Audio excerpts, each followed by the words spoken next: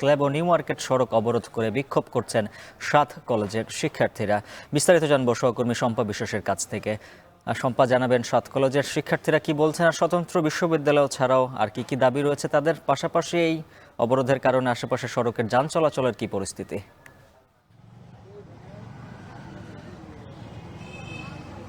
উজ্জ্বল, আমি শুরুতেই যানজটের খবর দিয়ে শুরু করতে চাই। আমরা এখানে বলা চলে যে 2 ঘন্টা ধরে অপেক্ষা করছি এবং সেই 2 ঘন্টায় কিন্তু আমরা 1 কিলোমিটারের বেশি পথ যেতে পারিনি। এ থেকেই আপনি নিশ্চয়ই ধারণা পাচ্ছেন যে রাজধানীতে কি ভয়ঙ্কর যানজট এই মুহূর্তে বিরাজ করছে।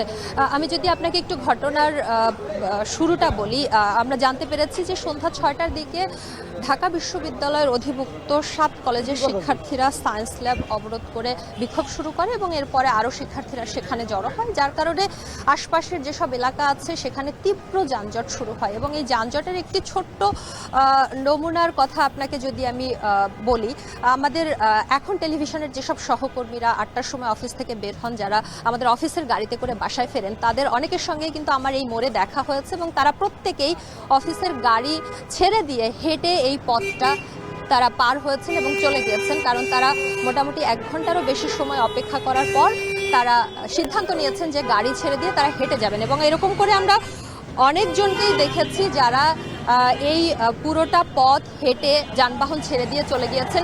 কিছুক্ষণের জন্য সিগন্যাল ছাড়া হয়, 3-4টা গাড়ি হয়তো বা পার হতে পারে, তারপরে আবার গাড়ি চলাচল বন্ধ হয়ে যায়। এভাবেই আমরা দেখেছি গত 2 ঘন্টা ধরে চলছে।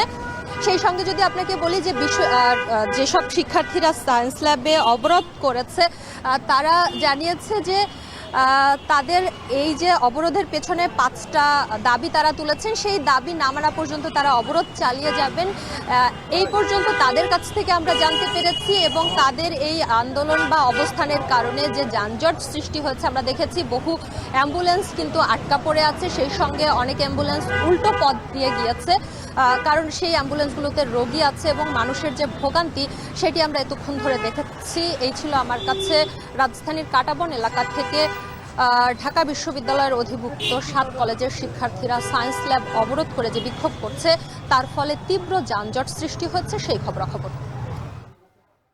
দেখছেন রাতের বাজার।